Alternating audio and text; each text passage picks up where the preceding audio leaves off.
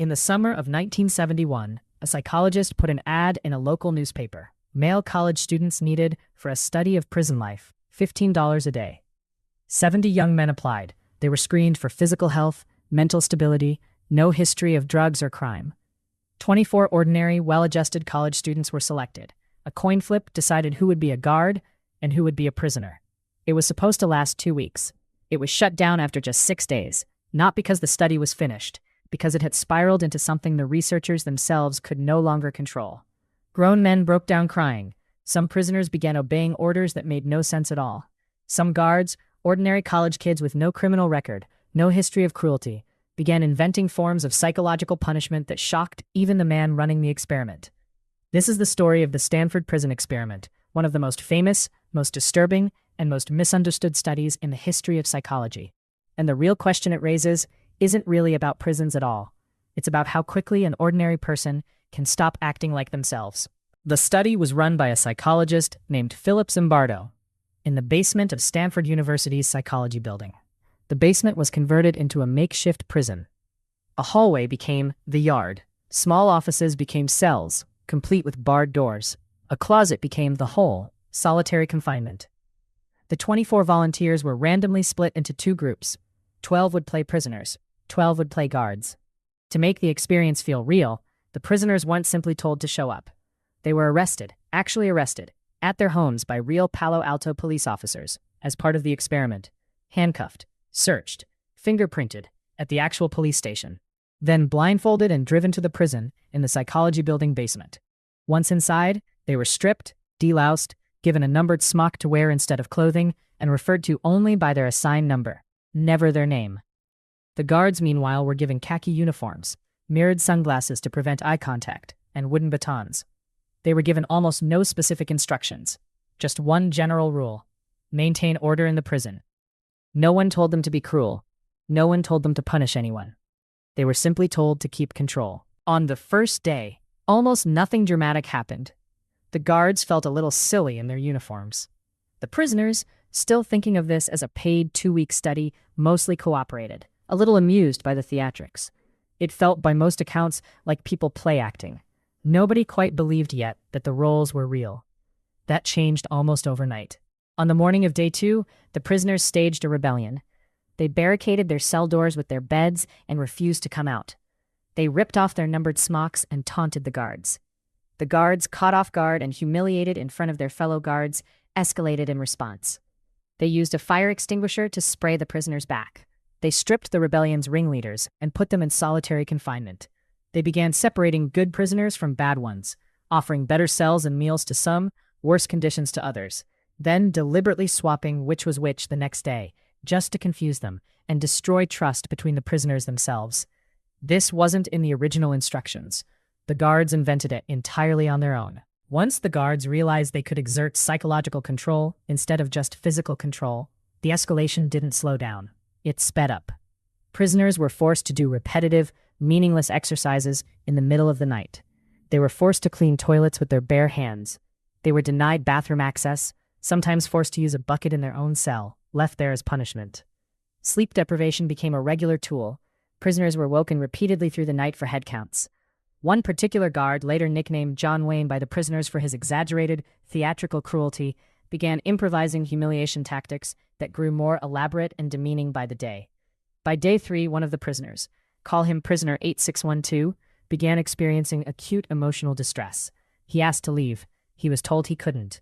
He then had what researchers described as a full breakdown: uncontrollable crying, screaming, disorganized thinking. He was released, but the other prisoners, hearing about it, largely assumed it was faked, a way to get out early. Here's the detail that makes this story genuinely unsettling. Philip Zimbardo, the psychologist running the study, wasn't just observing from a distance. He had taken on a role too, prison superintendent. And as the days went on, he became so absorbed in that role that he stopped acting like a scientist evaluating an experiment and started acting like an actual prison administrator managing a facility. When a colleague, Christina Maslach, a psychologist Zimbardo was dating at the time, visited the prison on day 5 and watched prisoners being marched, bags over their heads, chained together, she was horrified. She confronted Zimbardo directly. "What you are doing to those boys is a terrible thing." By his own later admission, It was the first time in 5 days that anyone involved had said out loud that something was deeply wrong. The experiment was scheduled to run for 2 weeks. It was shut down after 6 days. By the time it ended, Zimbardo said later he could barely recognize the young men involved, on either side of the bars. Guards who described themselves before the study as gentle, nonviolent people had within days become capable of cruelty that disturbed even them once it was over. Prisoners who had been confident, high-functioning college students had become passive, anxious, and in some cases, emotionally shattered, not because of anything that happened to them physically, but because of the psychological role they had been placed inside.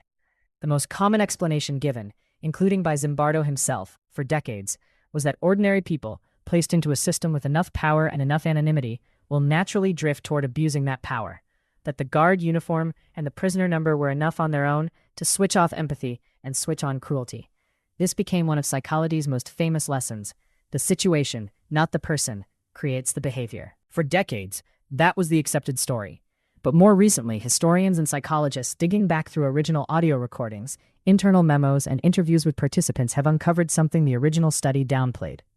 The guards weren't simply reacting to unstructured power. Some of them were, in later interviews, remarkably candid that they were actively trying to help the study succeed, because Zimbardo himself, in his role as superintendent, had encouraged tough treatment early on, telling guards in a pre-study briefing that they could create feelings of fear and a sense that prisoners had total loss of power. In other words, the guards weren't a neutral blank slate reacting to a system. They may have been, at least partly, performing what they believed the researchers wanted to see. This doesn't erase what happened. The distress was real, the breakdowns were real, the cruelty was real, but it complicates the simple story of ordinary people spontaneously become monsters when given a badge. It suggests something almost stranger, that people are also remarkably responsive to what they believe an authority figure wants from them, even without being told directly. This links to a similar earlier, equally famous study, the Milgram experiment, conducted just a decade before, in which ordinary participants were told to deliver what they believed were increasingly painful electric shocks to another person, simply because a man in a lab coat told them the experiment required it. The majority did, not because they were cruel, but because they deferred to what they believed was legitimate authority, and because the situation was structured, step by step, in a way that made stopping feel harder than continuing. Stanford's prisoners and guards weren't just responding to raw power. They were responding to implied expectations, a much subtler and in some ways much more unsettling force than simple obedience to a direct order. It's worth being honest here. By modern research standards, the Stanford prison experiment has serious problems. There was no control group. The sample size was tiny, 24 people. Zimbardo wasn't a neutral observer. He was an active participant shaping outcomes. And, as we just covered, there's real evidence participants were responding to demand, not just anonymity and power. Because of this, many contemporary psychologists no longer treat it as a clean demonstration of situations override personality. Some now argue it's better understood as a case study in a completely different, but arguably even more important phenomenon. Modern researchers point to something called social identity theory as a better explanation. The idea is this: when people are placed into a group with a clearly labeled identity, guard, prisoner, employee, team member, they don't just passively react to raw power. They actively start asking, often unconsciously, what does someone in my position do? What's expected of me here? What would make me a good guard or a good team player? And then they start behaving in ways that fulfill that expected identity, sometimes escalating far beyond what any individual instruction ever asked for, simply because they've absorbed a sense of what the role should look like. This is, in some ways, a more uncomfortable lesson than the original one. It's not just give someone power and they'll abuse it. It's give someone a role, an audience, and an unspoken sense of what's expected, and they may reshape their entire behavior to fit it, even without ever being told to. You can see faint echoes of this dynamic almost everywhere. New employees who quickly absorb a toxic workplace culture, not because anyone told them to be harsh, but because that's what seemed to be how things worked there. Online communities where ordinary people become dramatically harsher, more extreme, or more aggressive than they'd ever be face-to-face, because the platform, the anonymity, and the visible behavior of others quietly signals what's normal here. Real institutions, prisons, military units, even some workplaces, where documented abuses have followed strikingly similar patterns. Ordinary individuals, placed in a role with power and an implicit sense of what's expected, drifting further than any of them likely predicted they would. So, why did the Stanford prison experiment go so wrong in just 6 days? Not simply because power corrupts, though it played a role. And not simply because the study was staged or invalid, though it was deeply flawed. It went wrong because a group of ordinary, decent people were placed into roles with unclear rules, an authority figure quietly signaling what success looked like, and no one in the room saying stop, until, on day 5, someone finally did. The unsettling truth isn't that a few bad guards ruined the experiment.